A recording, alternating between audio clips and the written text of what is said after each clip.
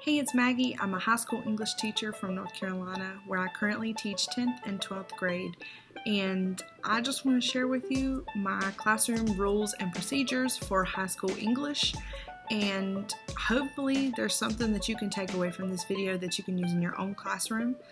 And then you can share with me down in the comments what you use for your classroom rules and classroom procedures and what are the things that you feel like are the most important things for your classroom. I want to start by just saying that I really feel like the first couple of weeks of school are the time that you use to really teach your classroom rules and procedures. And if you don't have the kids following them by, I would say, like the third week, or you try to implement new ones and those kind of things, it is just not going to work for you. So one of the first things that you need to do before school starts is decide what are your rules going to be, what are your procedures for anything and everything, from going to the bathroom to getting a pencil to charging a MacBook. You need to have a procedure for everything. And you spend a little bit of class time every day, the first couple of weeks teaching those procedures and making sure that the kids understand how you want them to do them, and also nicely correcting them if they do something wrong. I really feel like that's the time to do it, because after that, they're going to think that, you're trying to change things, and it's just not going to work as well. If you're wondering, I do not have a set of class rules. I just run my classroom.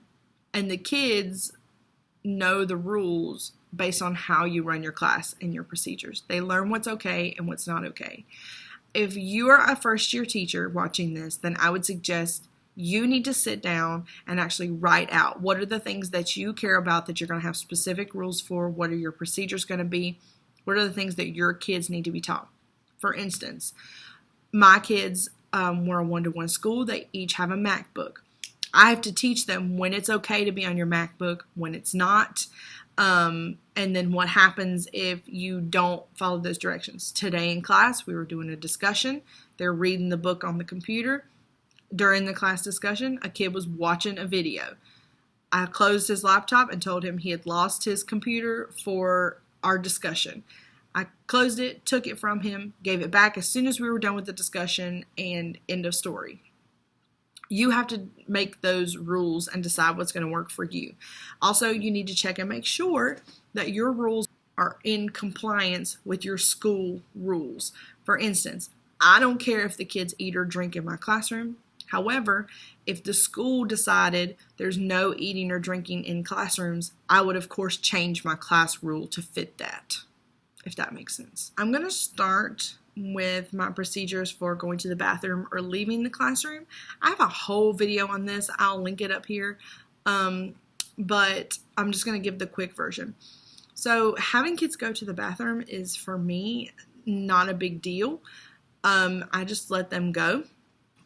I know a lot of people will have like, oh, you can only go 3 times in 9 weeks and you have to ask and all that kind of stuff. And I just don't have time for that. So here's my procedure. I have a mini whiteboard that's up at the front of my room. And if a student needs to go to the bathroom or run an errand or just leave the room for any reason, get water, go ask a teacher or something, I have them write their name on the whiteboard. And if they're going anywhere besides the bathroom, I also ask them to write where they're going so that I remember, because as we know, I won't remember. And then they take the hall pass with them. So my hall passes are skulls. And I have a skull for the bathroom, and now I have a new one that's for if you need to run an errand. So if you need to go to the office, if you need to go ask a teacher, if you need to go to guidance, anything like that. You take Aaron. If you need to go to the bathroom, you take Bob.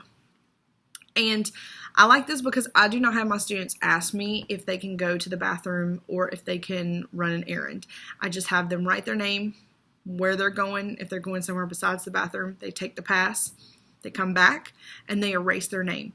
The reason I like this is because the students can immediately see if someone already is in the bathroom. That means they can't go. Or if the hall passes are gone, they can't go. They have to wait till someone comes back. If a lot of people need to go, which we know happens sometimes, I just tell them to start writing their names in order, and when the next person comes back, they can go. I also like this because they kind of police themselves, And if someone's taking a really long time, like 15 minutes or something like that, some of the kids that need to go next will yell at them, and I don't really have to address it. That's how I do it. You have to figure out what will work good for you and your kids. For the most part, I don't tell kids that they can't go during certain times. They usually get it. So like if we're taking notes, they will try to hold it if they can. And I try to treat them as adults, and I wouldn't like to have to tell someone every time I had to go to the bathroom. So that's my first one, is bathroom and leaving the room procedures. The second procedure that I think is really important is if you have any kind of flexible seating or flex seating, you've really got to kind of teach your kids how to use it and what's okay and what's not okay. So I have what I call kind of soft spots around the room where I have rugs and pillows and little beanbag cushions and stuff like that. So I teach the kids the first week of school. Once we kind of get done with our whole group instruction and they start doing independent work or group work, they're more than welcome to sit kind of anywhere they want around the room. They can sit at one of my tables. They can sit in the flexible seating options on the floor. I just teach them, if you use something, you have to clean it up. You have to put it back. You can't have food or drink if you're sitting on the cushions or gum, because obviously it makes a mess. And, just be responsible. You shouldn't be throwing the pillows and things like that. If I see a student breaking a rule for the flexible seating, then I have a discussion with them. I ask them to correct it. So like if they're eating, which happened the other day, I went over to the kid and I said, hey, you can't eat if you want to sit on the floor with the pillows. So if you would like to continue eating, can you move back to your seat? Or if you'd like to stay sitting on the floor, can you put your food up? And he chose to stay on the floor, but he put his food up, and so we had no issues.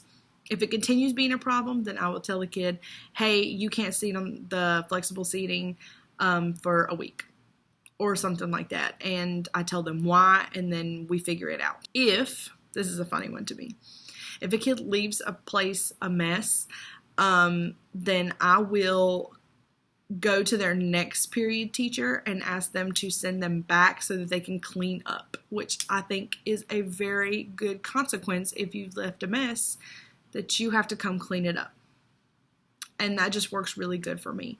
I do have students who sometimes will try to go to the flexible seating when we're taking a test or a quiz, which I don't necessarily allow just because it makes it hard for me to see their computer screen. And if they do that, again, I just ask them to go back to their desk until later. So that's my flexible seating rules and procedures. So next I'm going to talk about supplies. So I have a whole station of supplies that I have available to my students. Everything from glue sticks, scissors, pencil sharpeners, rulers, color pencils, markers, crayons, index cards, stapler, hole puncher, notebook paper, computer paper, pencils, like anything and everything that they could possibly need or want to ask me for. I put them all in that area and have it really organized and clean and labeled so that they can find whatever they need and they don't have to come ask me, which keeps a lot of students from coming up to me and going, hey, can I have some colored pencils, when I'm in the middle of helping some students. So they take care of it themselves. If we're doing a big activity, where, like, let's say, like this week we were doing movie posters and everybody in the room needed markers and color pencils and crayons. I just make sure that before the last 5 minutes of class, around the last 5 minutes, I say, okay, we have 5 minutes of class left. I need you to take some time and clean up. Check the floor. Make sure that there's nothing, any supplies on the floor. Make sure you put everything back where it's supposed to go. And then I check. And I do not let the class leave until everybody has put things back or cleaned up. If it's a mess and people have just thrown things everywhere, then I say, I'm going to need some people to come over here and help clean up. And I will usually always get takers, even if it's not the people that made the mess.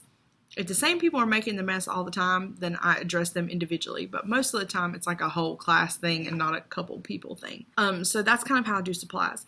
I also have containers of sharpened pencils in kind of 4 different places around the room. And I do that so if a kid needs a pencil, they can just grab one. They don't have to wander over to the other side of the room. And it helps them be prepared for class. They can't say, oh, I couldn't do that because I didn't have a pencil. There's plenty of them. Go grab one. If I see a kid getting a pencil every single day of class, I might say something to them. But for the most part, I really don't. I just put out more pencils. It's just not something that I feel like is worth me stressing about. I do allow my kids to eat and drink in the room or have candy or snacks or whatever. The way I handle this is I tell them if they have a drink that sweats, so like a water bottle or like a McDonald's frappe or whatever, that they need to get a paper towel or a tissue to put underneath it so that the desk is not wet for the next person. They have to clean up. If they're having snacks or drinks, they have to clean up after themselves. And I think the main thing with that is you have to police it. So I do let them have that, but then as I said, the last 5 minutes of class, I'm looking around the room to see if there's any kind of bottles on the floor or snack wrappers and things like that. If a group messes up, which one of my classes the other day left a bunch of stuff on the floor and it was the end of the day and I was just like, go. I just cleaned it up myself, but then I told the kids the next day they had lost their snack, food, drink privileges, except for water, for that day, and we would try again tomorrow. And at that point, the next day that they got snacks back, I heard a couple people say, you better pick that up off the floor or we're not going to be able to have snacks. So again, I like for them to kind of police themselves if at all possible. Spending the last 5 minutes of class cleaning up is really a lifesaver. Also, on Fridays, my last block class, I will usually give everybody in the room a Lysol or Clorox wipe and have them scrub the desk and the chairs. And it just helps us kill germs. And also it helps with the room just staying clean because we do glue sometimes and it will just make a mess on the desks. So that's something you could do to help your custodians and keep your room clean. One of my other procedures that's really important to teach, and I start this on the very first day of class, is having a bell ringer at the beginning and an exit ticket at the end. I've always done bell ringers. Exit tickets are new for me this year, and I'm really trying to make sure that we do one every single day. So a bell ringer will be up on the screen. The kids know that they come in, do whatever it says, which for the most part is take a seat, something in your notebook, study something, get prepared for a discussion, whatever. It keeps people from wandering around the room. It gets them seated and working on something. Then at the end of class, in that last 5 minutes where we're cleaning up, I also have an exit ticket. And I use this as informal assessment. So I can ask, did you learn something today? How did you feel about what you learned today? Sometimes it's a question just to see if someone's paying attention. It may have been something we covered in class. And then sometimes, like with my seniors and they're doing graduation project and it's a big class, it's hard for me to kind of talk to everybody each day. So a lot of times their exit ticket will be, is there something else that you need help with? Or what are you struggling with today? Because I did one the other day and we had been working on cover letters and resume. I thought I had done a good job teaching it. But then when they did their exit ticket, I said, what else can I help you with? And over half the class said that they felt lost on the cover letter. So the next day I was able to then go over it again and it fixed a lot of the problems. So I really am enjoying the exit ticket on the days that I remember to do it. It is hard to kind of remember the last few minutes of class, but I like it because of the assessment aspect, and also it keeps kids seated, working on something up until the bell, and nobody is lined up at the door because that is annoying. One of the other things that I think is a really important procedure to teach is what to do when a student is absent. I try to teach my kids if they know they're going to be absent ahead of time to kind of let me know and I can tell them what we're going to be doing or give it to them. But I also tell them you can email me the day of because we're a one-to-one school, so everybody has a MacBook.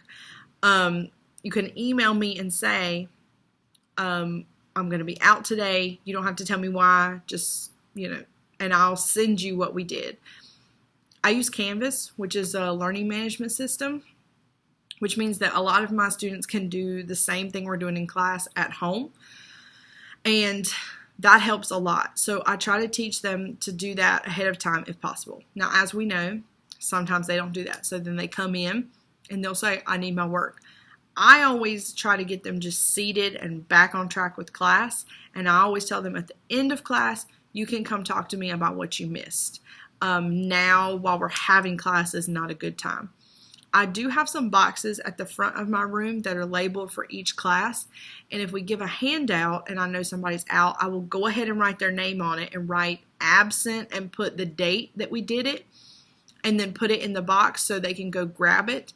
That has helped a lot. It helps if we're doing a worksheet and I need to know what day they were absent so they can have a full week to make it up.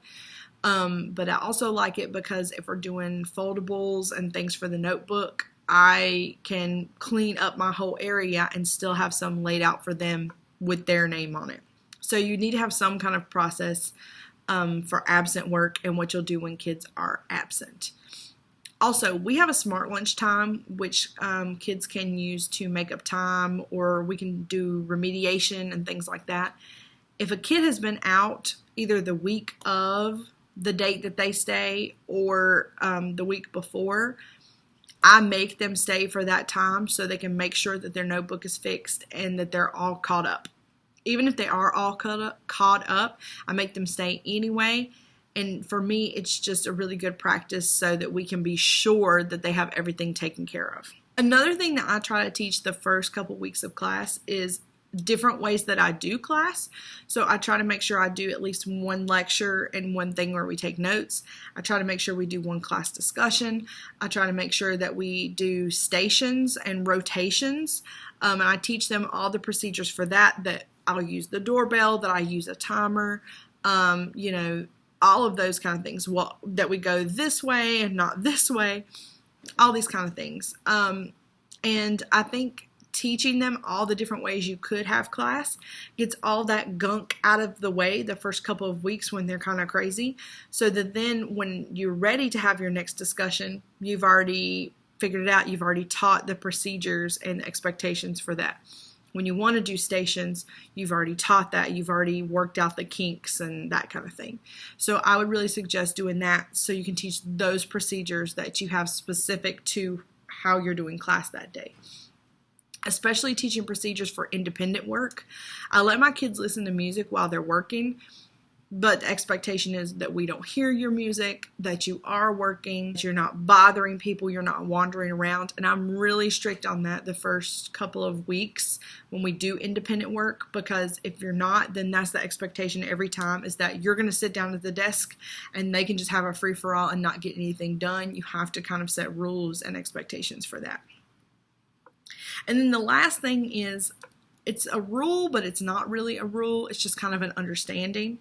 I think respect is really important. However, I don't know that you can necessarily teach someone respect. And I hate when people say, to give respect, you have to give respect or whatever.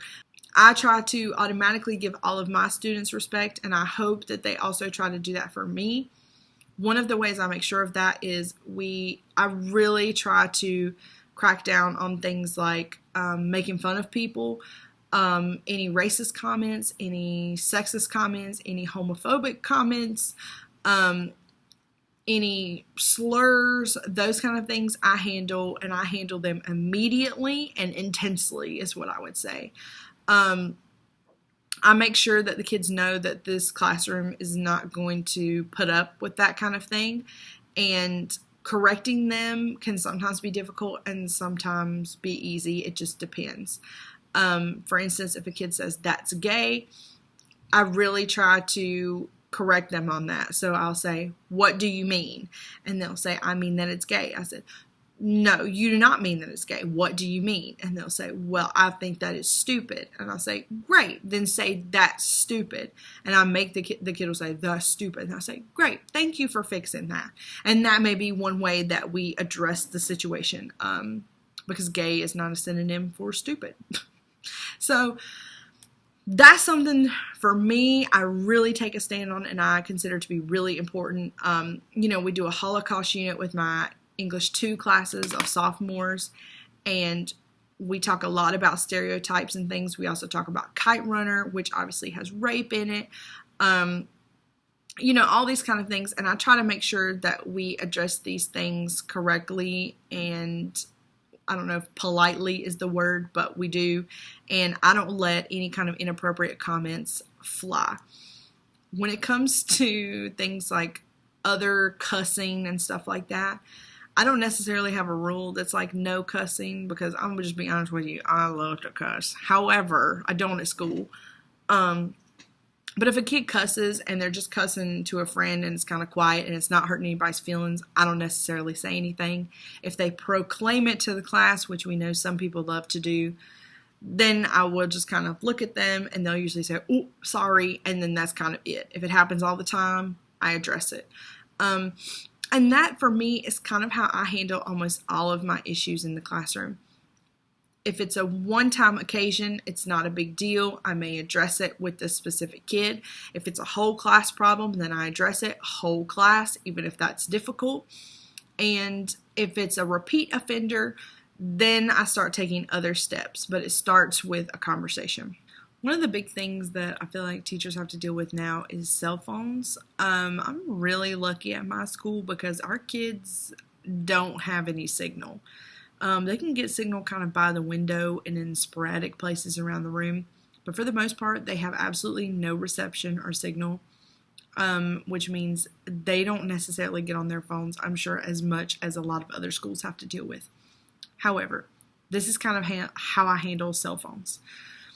If they're doing independent work, that's kind of the time where they could have them. They may be listening to music or something like that. If I see that they're not getting things done and it's a distraction, I may mention, I see a lot of cell phones out. Let's make sure that we're getting work done. A lot of times that will take care of it. After that, if it's still becoming a problem, then I may pull them individually and talk to them. Tell them to put it away, either in their book bag or their pocket. If it's still an issue, then I a lot of times will take the phone and give it back at the end of the period.